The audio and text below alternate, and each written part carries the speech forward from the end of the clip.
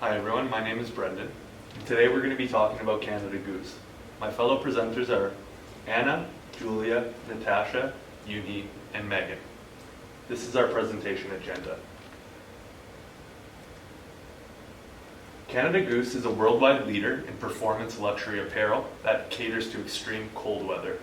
They employ roughly 3,000 people and were founded in Toronto, Canada in 1957. They've stayed true to their Canadian roots since.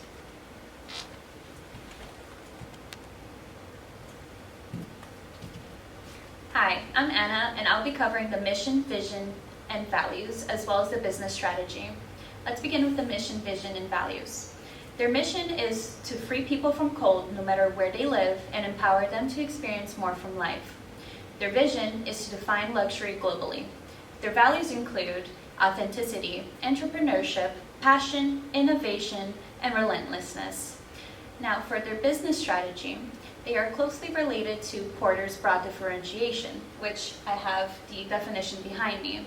The key aspect of that definition is that it selects one or more attributes that many buyers in an industry perceives as important and uniquely positions itself to meet those needs. It is rewarded for its uniqueness with a premium price. The value of innovation meets the criteria of uniqueness, and its vision as a luxury brand is its reward.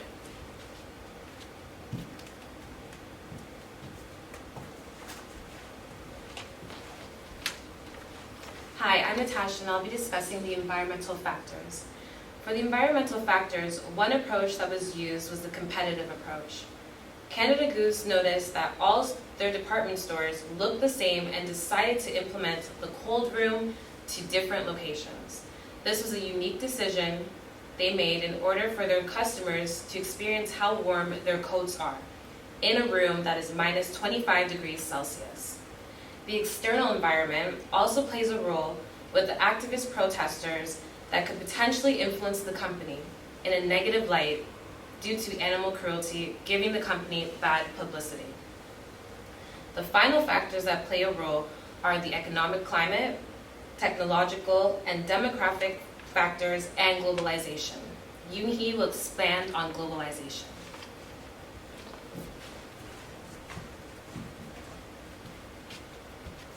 Hi, I'm Yoonhee, and I'm going to talk about international globalization of Canada Goose.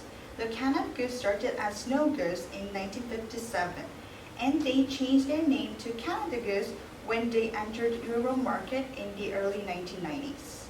The international HRM's ultimate goal is to satisfy the needs of customers and get the position of the market leader. So Canada Goose made two decisions, which are only produce products under the name of Canada Goose and only produce product in Canada. Now, Canada Goose is one of leading luxury brands and sell products in 38 countries.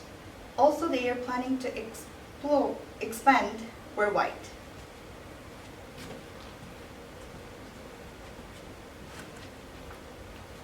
Hi everyone, my name is Megan, and I'll be discussing Canada Goose's famous fur jackets, the backlash, redesigning luxury, and their opportunities for 2019.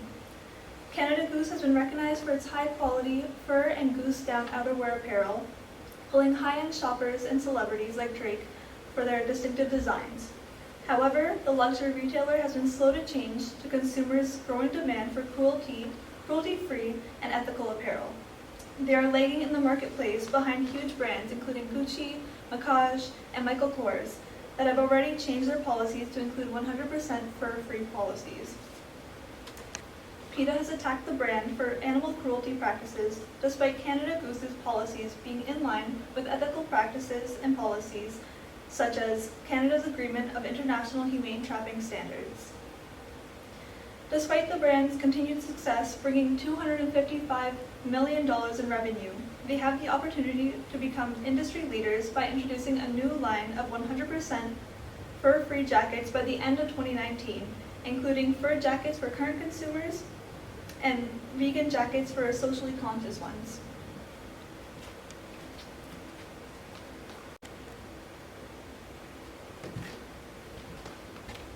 Hi, Brendan again. With Canada Goose, most recently, they've done a merger, or actually they've acquired Baffin Incorporated for $32.5 million in cash and stock. The reason why Canada Goose did this was because Baffin was in a cold gear outdoor shoe company, and Canada Goose has been looking to get into the shoe market for quite some time. So this was a conglomerate merger to help them establish shoe designs. Canada Goose is also vertically merged with smaller manufacturing companies so that they have better control on the production of their apparel. With Canada Goose, they outsource one main product for their jackets, and that would be a geese down. They utilize Feather Industries Canada for their main provider of the goose down, and Canada Goose, because of all the backlash from organizations like PETA and the cultural shift towards using more animal-friendly products, they employ strict guidelines on Feather Industries in order to maintain an ecologically friendly process.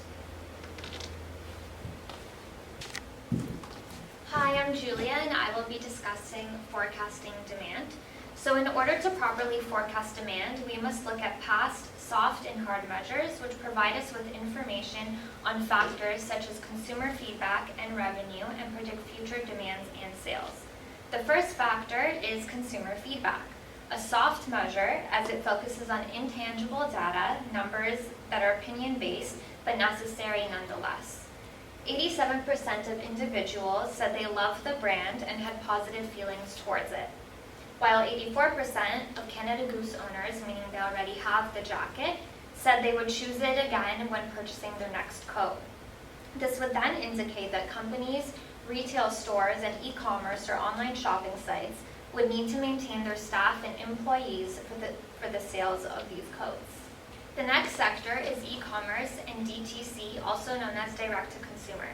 E-commerce currently provides the largest selection of outerwear, as customers are able to view every style of coat. And as well, direct-to-consumer, which are Canada Goose retail stores. The revenue for both of these has increased over the past few years from an income of $0 to $255 million in Canada and globally. The demand for this brand is definitely there, has only been rising exponentially, not even remaining stable. The last factor that we look at are wholesale. Canada Goose has a strong wholesale business that contributes to its profit. This means that the company sells its products in mass amounts to other retailers such as Sporting Life and Harry Rosen. The forecast for demand is solid here, as wholesale purchases and orders must be done well ahead of time, usually seasons before. For this reason, the company's order book is filled out prior to the fiscal year, and they know exactly how many products to produce and what their profit margin is for those orders.